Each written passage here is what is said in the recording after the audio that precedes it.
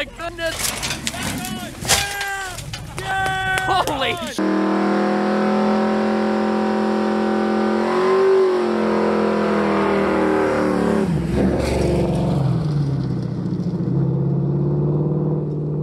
Welcome back to the channel, folks. This is what we're dealing with today. This is my $50 purchase from a swap meet. It is a worn XD9000i. I got this at, down in Kansas City at a drive-in theater swap meet. I forget if it's Liberty or Independence. Doesn't matter. 50 bucks. It came with these power cords. And I got him to throw in this, looks to be a fairly freshly rebuilt Ford 3G alternator. And if you have been watching my channel, you know how much I love these. Looks like it has not had an easy life. It is pretty well beat up, dinged, dented, and whatnot. Now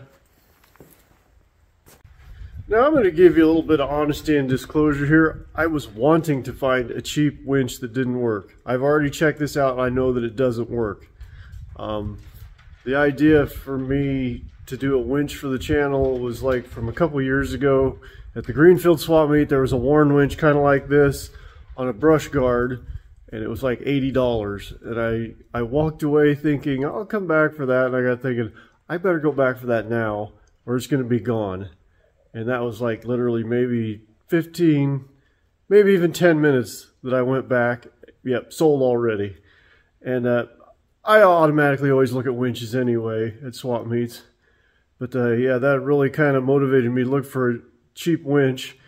And it was almost a year ago at the Cape Girardeau swap meet, I bought two winches, a worn 8274 and a super winch 8 or 9000. Brought them home. Unfortunately, they both worked. And I found this, like I said, for 50 bucks. Let me show you how I checked it all out to know that it doesn't work, and then we'll dive into it.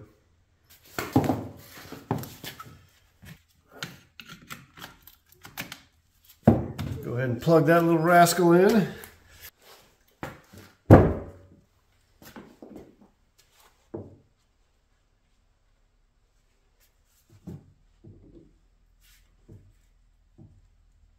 So this winch did not come with a remote, so I went and grabbed the one from my big orange buggy.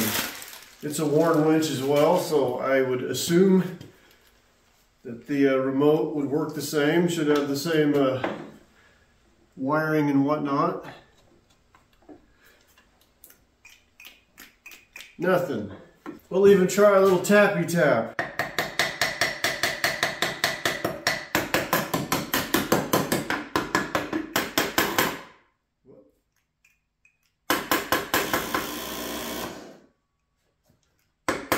That's interesting.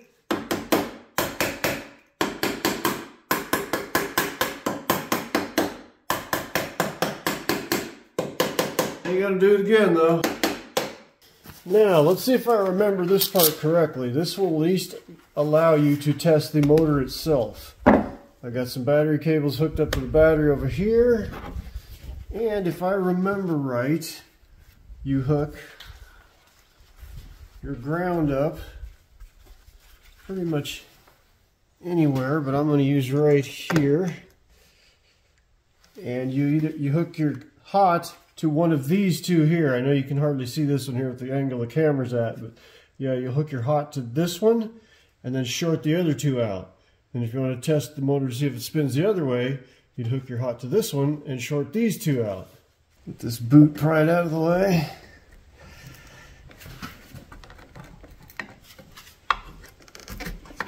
There you go.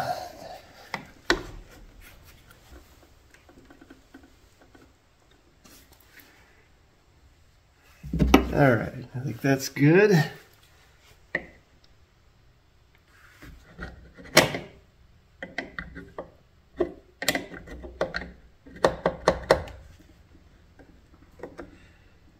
Okay, this is a revolting development. Get a file and clean some stuff up here.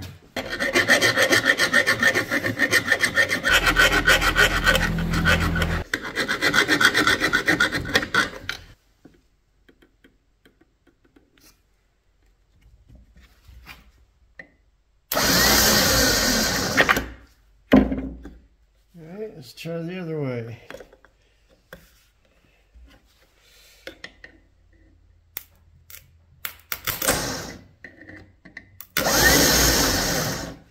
There, so the motor's good. Alright, so what this tells us is the problem is most likely in the control circuitry. If I'm not mistaken, and I hope I'm not, there should be some heavy-duty solenoids mounted inside this box. I think I should have to remove maybe one or two of these bolts to get this cover off. I'm not 100% sure. Let's find out.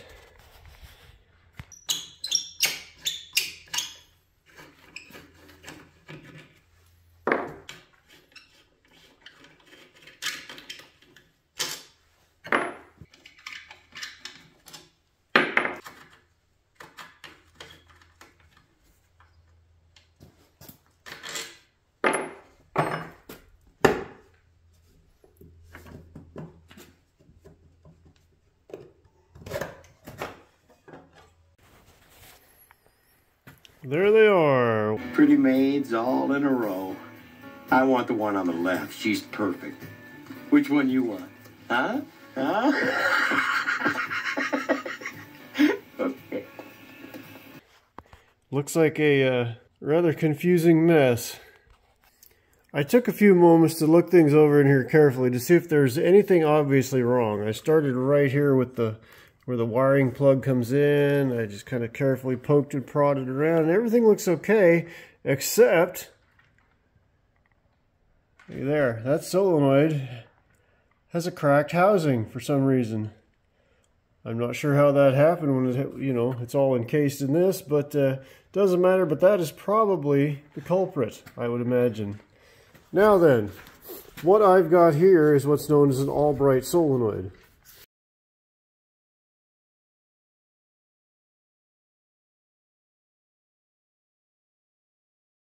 I've never messed with one of these before, but this is a really popular mod for the old worn 8274s, getting rid of all these solenoids in here with this one simpler one. Like I said, I'd already tested this winch out, I knew the motor was good, and I'd already ordered this beforehand. Now, you know me, I'm a cheap ass. These constant duty solenoids are about $15 a piece. This cost me, I think, what, almost $70. But I'm willing to spend that kind of money in order to make this a lot simpler setup. Which this obviously is, no doubt about that. So, as you can see where this is going, I'm planning on tearing all four of these solenoids out and hopefully finding a way to fit that in there. I don't know if that's going to be possible. It might have to be externally mounted. Let's tear into this and find out.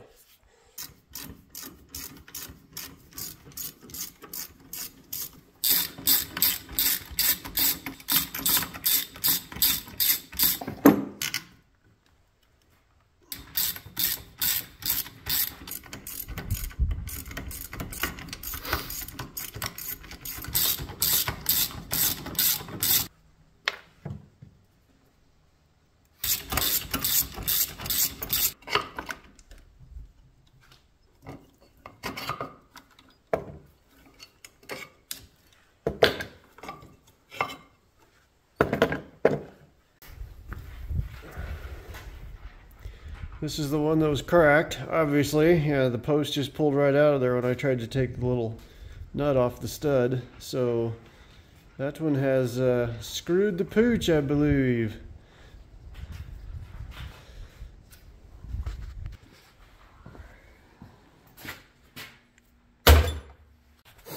Now the other three here look okay. I'm just going to go ahead and set those aside.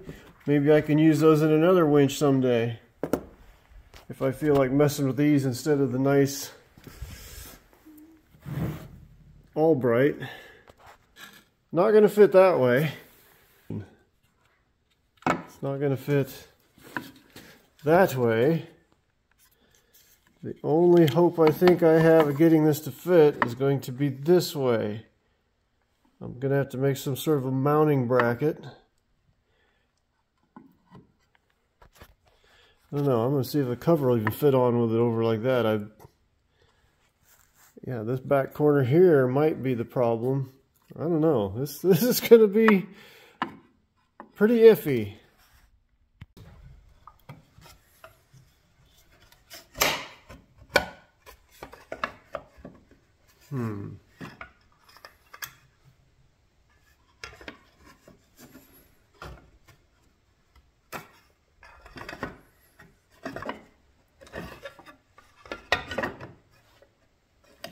It's close. All right, here's my dilemma. I think this corner here is the biggest issue. I might be able to get in here and clearance this rail out to get the whole solenoid to sit down in there deeper. I might have to do both sides. I would really like to set it like this, but I don't think there's going to be room to run the cables over it inside the lid. So I'm going to have to run it this way, which unfortunately puts this post really close to the lid there. This might not work out at all. I think, yeah, at this point I'm going to try, like I said, just clearancing some of that out to get it to sit down in there a little deeper. Man, I thought I could work today 40 degrees with the doors open, get some good light in here to film this, but it just wasn't working out. My hands were cold, so as you can see, I got the heater fired up. While this is getting warmed up, I think I'm going to try to gain me a little more clearance here.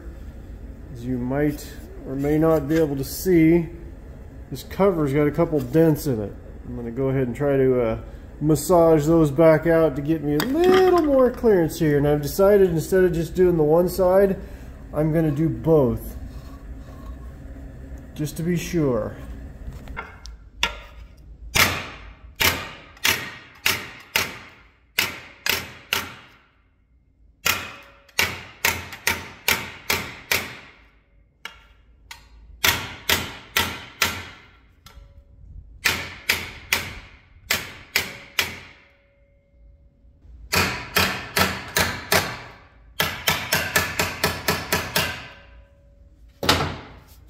Well, it's like I always say, it's better than it was. So initially I tried using the die grinder, but yeah, I could only get that very tiny little tip in there and it was not taking much off. Seemed to be having better luck chiseling it out of there slowly.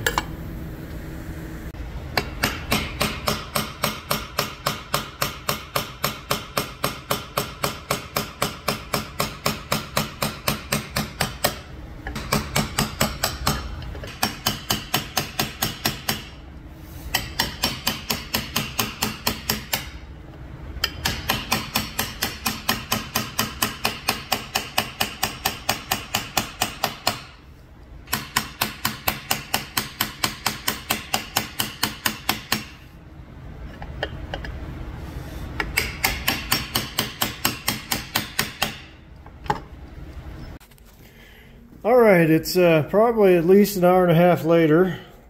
Finally got it all whittled down, it looks like.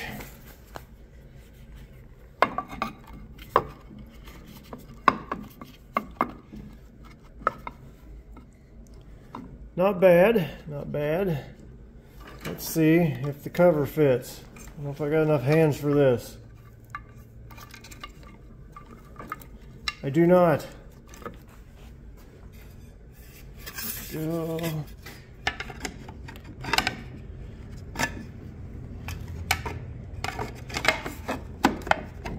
Man.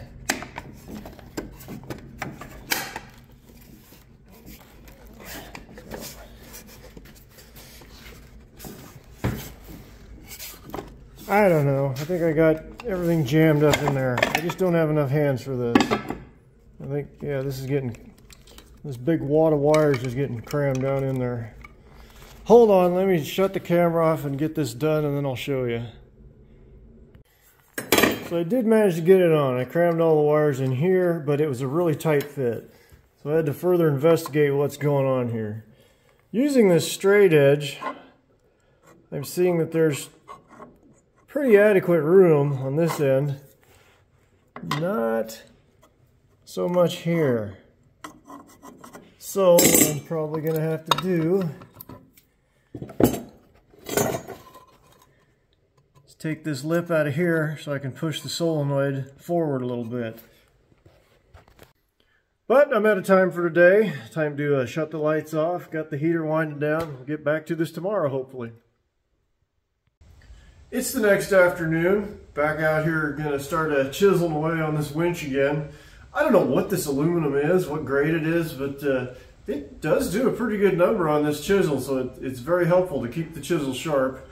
Obviously, the best way to do this, if you have some sort of a mill or know somebody that does, take this plate completely out and take it to them and just have it mill it out. But I don't have a mill, and I know a couple people with them, but at this point it's just easier to just do it myself with the chisel.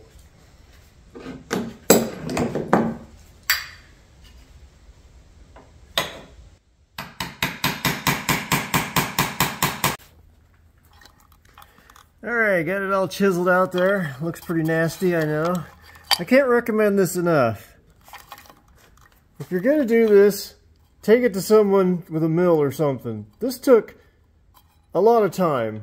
It wasn't hard work, it just took a lot of time. Anyway, come on, get in there. There we go. And the straight edge test. That's not part of it, so just ignore that.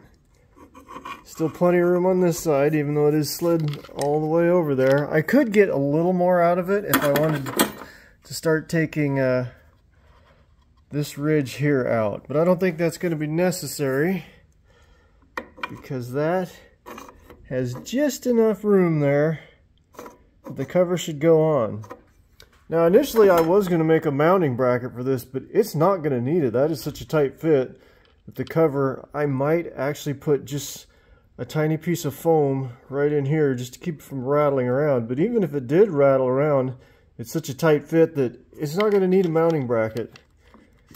I might wrap the electrical terminals here with some sort of a rubber strip just to keep them from coming in contact, because they are going to be, this one in particular, I guess it's not all that close. And yeah, there's nothing over here other than this one. It should be insulated. Anyway, enough with the yakking. Let's try to get this thing in and get it wired up.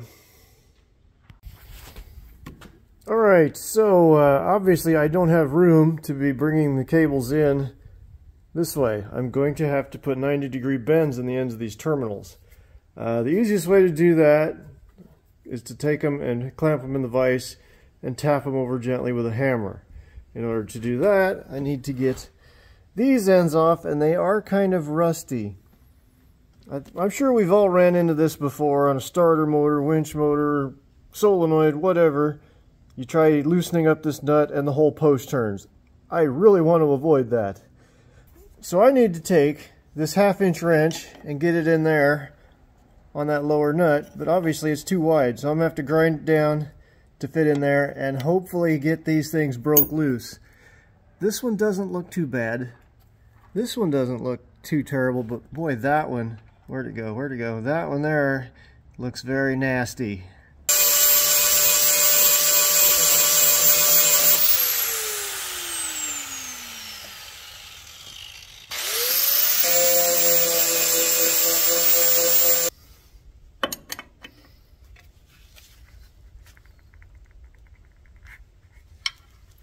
Success! A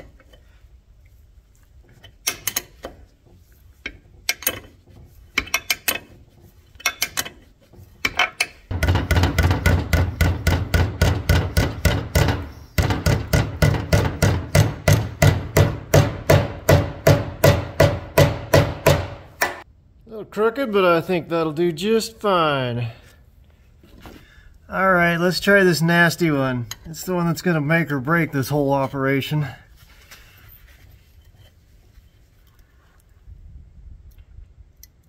Ooh, it moved, but boy, it's gonna put up a fight all the way through. I'm afraid that's gonna twist off.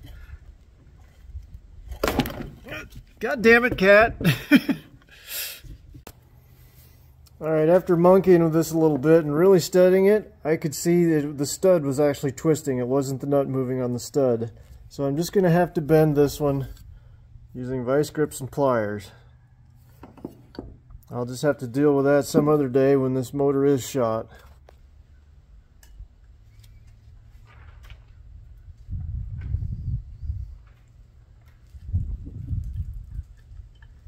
Hoping it doesn't just snap off. So far looking pretty good.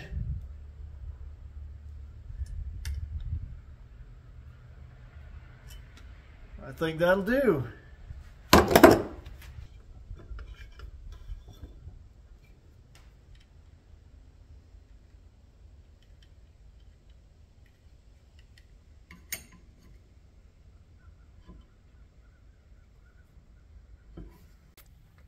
Cat! I'm taking this strip of old inner tube. As you can see, I've put some dollops of RTV in there. And this is basically just to prevent, I don't think they'll ever touch, but if that solenoid gets to rocking around in there somehow, prevent those posts or terminals and cable ends from shorting out on the aluminum.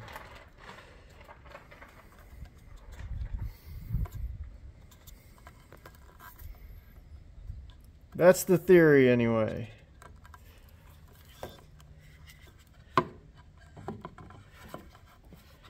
See there?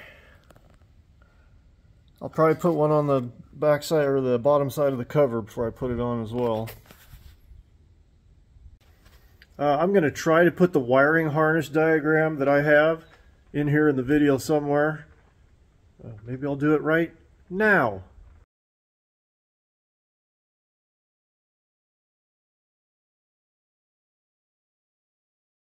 I don't remember where I found it, but I took a screenshot of it from somewhere. That's the harness diagram that I'm using for this. So maybe, hopefully that'll work for me, and it'll work for you as well if you choose to embark on such an endeavor like this. Alright, I've moved on to the wiring. When it comes to wiring, I'm even more of an idiot than normal. So I didn't need to be trying to film this and distract myself from actually trying to do a decent job of this. Now the wiring harness that I put up for this is different than what I've got going on here. The wiring harness said this was red, where it's white on this winch. This one was supposed to be yellow, but it's green. And this one was supposed to be blue, but it's black. Additionally, I have this wire that goes onto a, let's see, it's right next to the actual red feed wire. And I don't know what that does. Right now, it's all hooked up. Not working yet, but I'm showing by my wiring diagram, this ground wire that comes off of the motor should go to this center post right there. And there also should be, where it goes into the plug, there should be that going to that center post. So basically, I think I need to tie this wire into that post. I should be able to do that by doing a jumper wire. This is clamped onto the ground bolt down there. I'll try running a jumper wire from here to there. Sorry about the camera work. I'm just getting flustered by this electrical work. But anyway, yeah, I'll run a jumper wire between those two and see how that goes. Okay, I haven't run the jumper wire because in the process of trying to hook it up, I realized I didn't have the remote plugged in anyway. What'd I tell you about me being a dummy? Well, more of a dummy when it comes to doing electrical work. Where's the end of the plug? What a mess. I hate wiring. Come on. There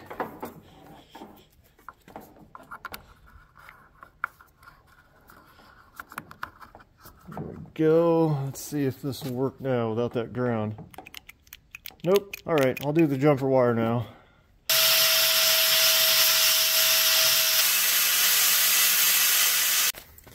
I seem to be having some ground issues there. Went ahead and cleaned that up, got this cleaned up, and then I noticed this. Yeah, that's what you get for a $50 winch. Let's continue on, shall we? Alright, I believe we've reached the moment of truth here. Double check Got my jumper wire here down to my cleaned up ground connection. Got that plugged in, the battery's plugged in. Let's see. Where'd them sparks come from?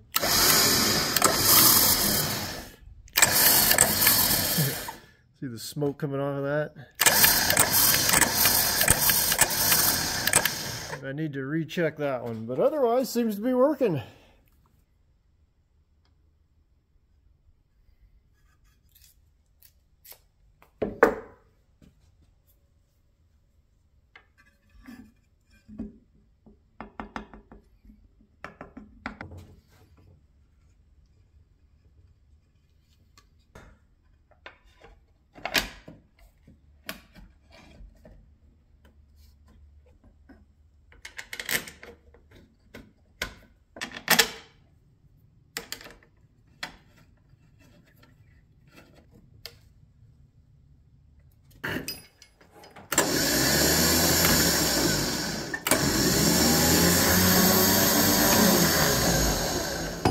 Imagine that, I even got everything going the right direction. Let's see if the free spool works. Yep.